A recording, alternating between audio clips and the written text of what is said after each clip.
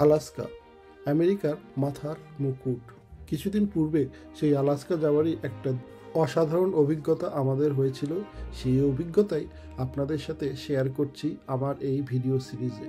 আপনাদের মধ্যে কেউ যদি আলাস্কা ঘুরতে যেতে চান, তাহলে আমার এই ভিডিওগুলি আপনাদের হেল্প করবে আপনাদের সেই ট্যুর প্ল্যান করবার জন্য।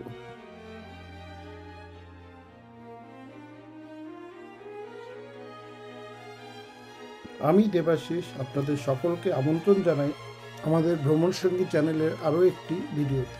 এই চ্যানেলে আপনারা দেখতে পান একজন বাঙালির চোখে পৃথিবীর সুন্দর সুন্দর স্থানগুলি।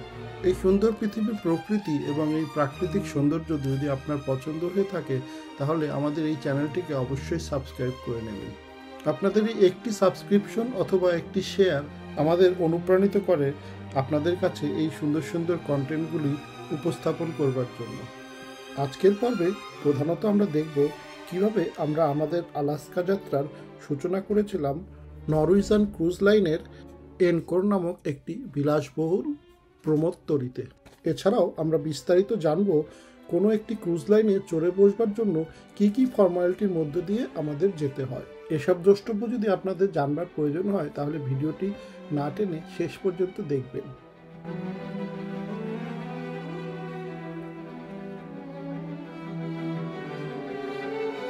আজকের পর্বটি শুরু করবার আগে গত পর্বে আমরা কি কি করেছিলাম তা একটু ফিরে দেখা যাক। গত পর্বে আমরা দেখেছি ক্রুজ বোট করবার একদিন আগে আমরা কিভাবে ক্যালিফোর্নিয়ার ওকল্যান্ড এয়ারপোর্ট থেকে ওয়াশিংটন স্টেটের সিয়াটল এয়ারপোর্টে এসে পৌঁছেছিলাম এবং তারপর কিভাবে আমরা সারাটা দিন সিয়াটলে কাটিয়েছিলাম তার একটি ছোট্ট বিবরণ। তাহলে আজকের ভিডিওটি শুরু করা যাক। গুড মর্নিং সকলকে। এবার ফাইনাল প্যাকিং এবার করে ক্রুজের দিকে যাব। হোটেলে সব মালপত্র আবার প্যাক করা হচ্ছে। মেঘলা দিন, একটু সেজন্য একটু মনটা খারাপ। আকাশটা পরিষ্কার নয় একদম। বাইরেটা দেখাচ্ছি, বেশ মেঘলা। এই ফাইনাল প্যাকিংয়ের মাঝেই আমরা এক ফাঁকে চলে গেলাম আমাদের এই হলিডে ইন হোটেলে অবস্থিত কমপ্লিমেন্টারি ব্রেকফাস্টের সুযোগ নিতে। ব্রেকফাস্টের পর আমরা রওনা হব ক্রুজ শিপে বোর্ডিংয়ের জন্য। আর এই ক্রুজ শিপে বোর্ডিংয়ের যে প্রসেসটা রয়েছে তা আমরা একটু একটু করে আলোচনা করে নিতে থাকবো। এই প্রসেসটা জানা থাকলে আপনাদেরও সুবিধা হবে ক্রুজ শিপ বোর্ডিংয়ের প্রসেসটা ভালোভাবে বুঝে নিতে। ক্রুজ শিপে চড়ে বসবার বেশ কয়েকটা স্টেপ রয়েছে। তার মধ্যে প্রথম দুটো স্টেপ আমরা অলরেডি কভার করেছি। স্টেপ 1 রিজার্ভেশন করা ক্রুজ শিপের জন্য, আর স্টেপ 2 ক্রুজ সেলিং ডের একদিন আগে সেলিং পোর্টের শহরে পৌঁছে যাওয়া। এর পরের স্টেপগুলো সেলিং ডেতেই হয়ে থাকে। স্টেপ 3 আপনার সব লাগেজে ক্রুজ শিপ থেকে দেওয়ার ট্যাগগুলো লাগিয়ে দিন।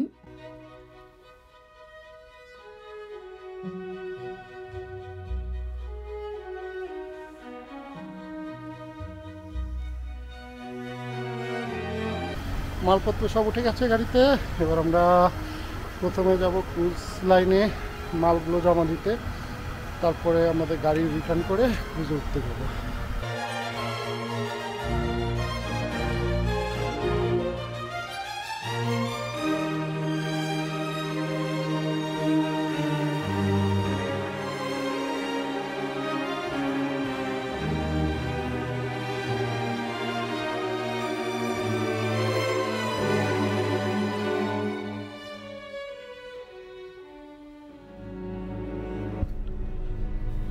আমাদের জাহাজটাই প্রথম দেখা যাচ্ছে। ওই যে একটু বাদিকে।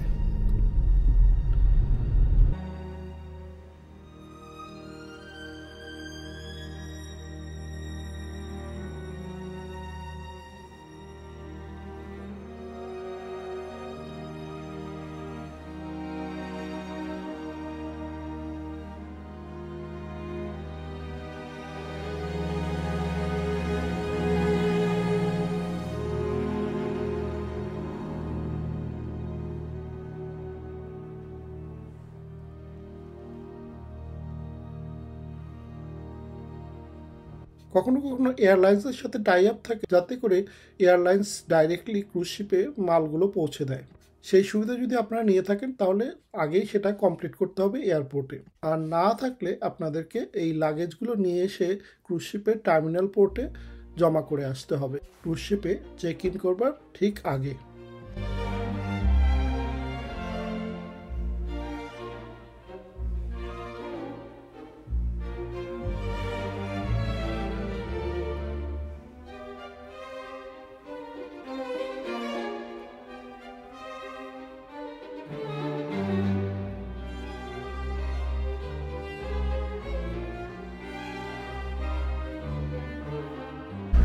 আমরা এখন রয়েছি ক্রুজ শিপের যেখান থেকে ছাড়ি সেই জায়গাটাতে। এই PR-66 নর্থে মোস্টলি যারা ডিসএম্বার্ক করছে, যারা নামছে জাহাজ থেকে গত সপ্তাহে, তারা এখানে থেকে বিভিন্ন ট্রান্সপোর্টেশন নিচ্ছে। এই যে ট্যাক্সি বা সেগুলো রয়েছে। তো আমরা মালপত্র ফেলে আসলাম, এবার আমরা গাড়িটা ড্রপ করতে যাব।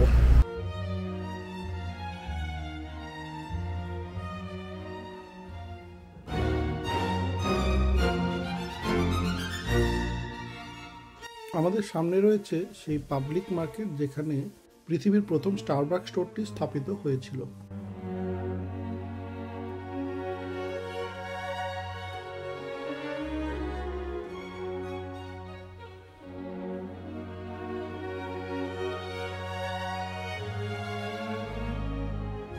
ক্রুজ টার্মিনালে লাগেজগুলো দিয়ে দেওয়ার পর আমাদের নেক্সট কাজ হচ্ছে সিয়াটলের এয়ারপোর্টে ফেরত যেয়ে এই আমাদের রেন্টাল কারটি ফেরত দেওয়া, আর তারপর ফিরে এসে ক্রুজ শিপে বোর্ড করা।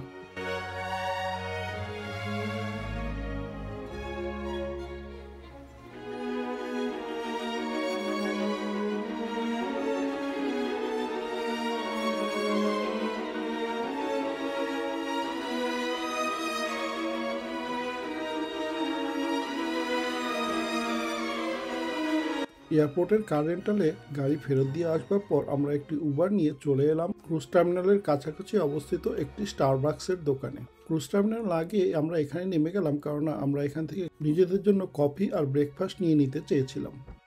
তাছাড়া রূপ সকাল থেকে কোনো ব্রেকফাস্ট করেনি, তাই তার জন্য ব্রেকফাস্ট নেওয়াটা জরুরি ছিল।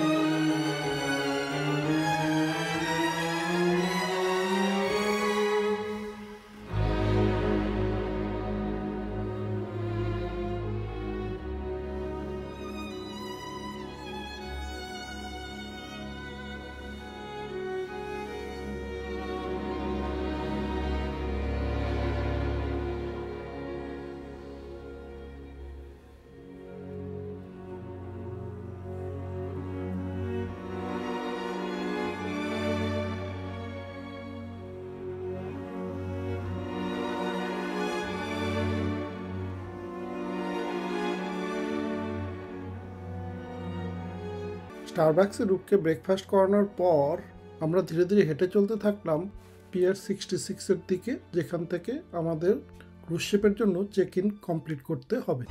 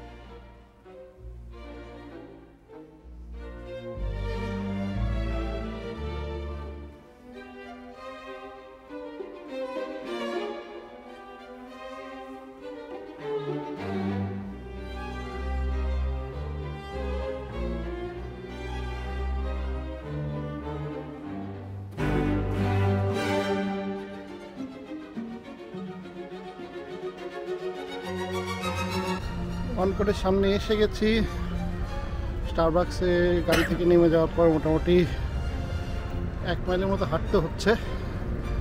ভালোই হবে, একটু এক্সারসাইজ করে জাহাজে ওঠা হবে।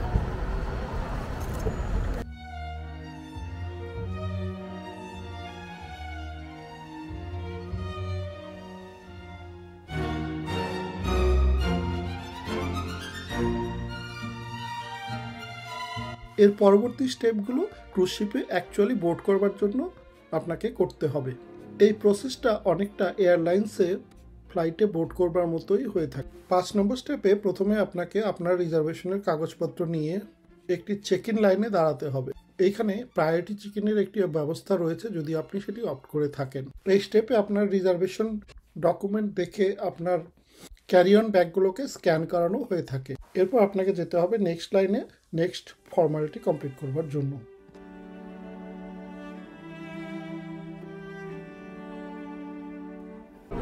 আবার আরেক ঝামেলা, সরি, অ্যারাইভ ক্যানের ফর্ম যেটা আমি ফিল আপ করেছিলাম অনলাইন, ওটা আবার অ্যাপের মধ্যে করতে হবে, যেটার মাধ্যমে লাস্টে একটা কিউআর কোড আসবে।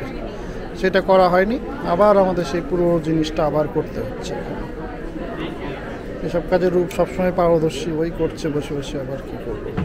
আলাস্কা যাওয়ার প্রায় সব ক্রুজ শিপই একদিন করে ব্রিটিশ কলম্বিয়ার রাজধানী শহর ভিক্টোরিয়াতে নোঙর করে থাকে। আপনি যদি ইউএস সিটিজেন না হন তাহলে আপনাকে কানাডার ভিসা নিতে হবে, অন্যথা আপনাকে অ্যারাইভ কানাডা নামে একটি ওয়েবসাইটে যেয়ে সেখানে ডিটেল পুট করে একটি কিউআর কোড নিতে হবে। এই কিউআর কোডটা দেখানোর হচ্ছে এই ক্রুজ বোর্ডিংয়ের স্টেপ নাম্বার 6।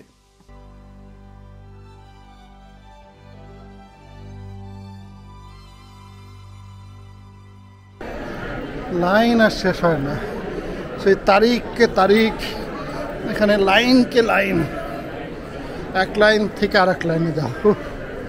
এই নিয়ে ওদের 4 নম্বর লাইনে দাঁড়াচ্ছি।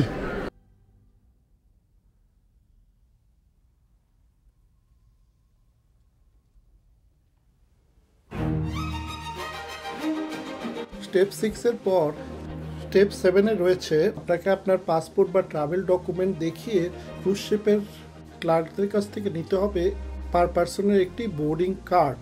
এই বোর্ডিং কার্ডই হচ্ছে আপনার পরিচয়পত্র এবং ক্রুজ শিপে খরচ করবার আপনার ক্রেডিট কার্ডের মতো। এটিকে আপনাকে ইউজ করতে হবে নেক্সট 7 দিনে ক্রুজ শিপে আপনার রুম কি আর পেমেন্ট কার্ড হিসাবে। Thank you. Everything loaded on. If your credit card is there, it's on the card. Thank you. Everything you need, okay? I need a bar, I can swipe this. Yep. Yes, exactly. Okay? Okay, thank you.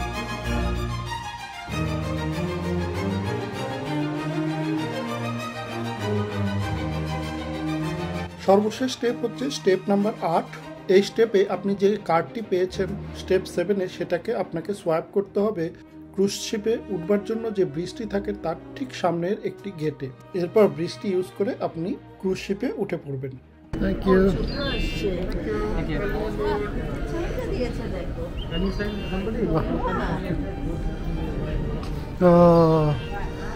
At last এবার আমরা জাহাজে চড়তে যাচ্ছি।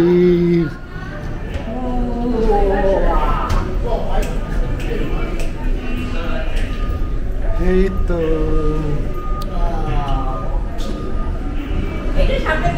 হ্যাঁ, এটা সামনের দিক। আসো আসো আসো। হ্যালো, ছবি তুল।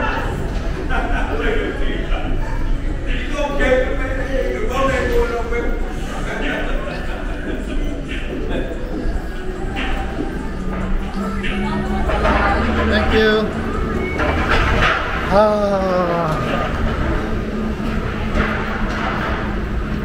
এখনো বোর্ডে উঠিনি, আর একটু উঠতে হবে। উঁচ করে মিডলস দেখা যাচ্ছে।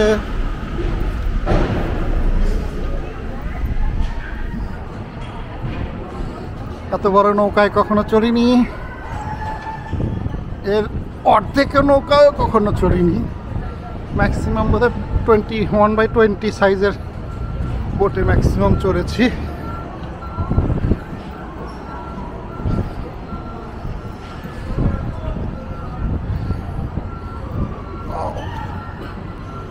ডাউনটাউন সিয়াটলের পোর্শন দেখা যাচ্ছে।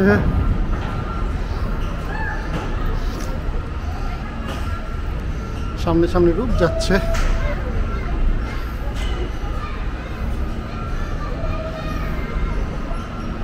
এবার এসে গেছি একদম রোডের পাশে। ওঠা যাক।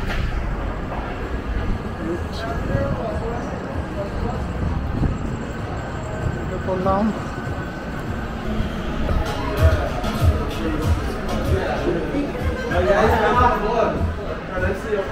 So you're going to be going to the case table, one leg down, to scan for your safety paper, Okay. guys. Thank you. Should we go to a room first? The rooms are not ready, so you just go scan there now, and then you can, when they're going to make the announcement. ওকে, জাহাজে অন্য পাশটা এসে গেছি। Seattle আমাদের ডান দিকে, এখন আমরা জাহাজের উল্টো দিকটাতে এসে গেছি। বেশ সমুদ্র দেখা যাচ্ছে, বে এরিয়ার মতনই, কিছুটা একটু ভিতরের দিকে। চারদিকে বেশ পাহাড় পর্বত রয়েছে। আর এই হচ্ছে সিনারি। একটা লঞ্চ চলে যাচ্ছে। ওই সাইডের লঞ্চে অনেক চড়েছি, এই সাইডেরটাতে কাটেনি না। এবারে ওপেন সিতে চলে যাব আমরা। সুন্দর এটা life jacket, life boat.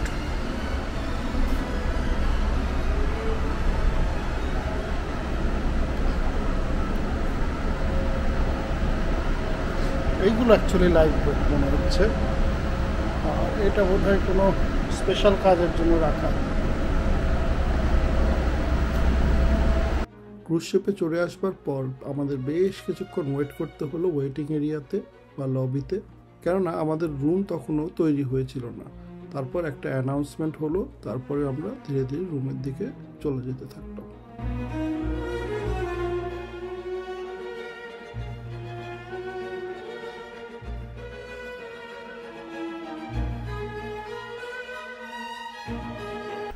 $792, almost there.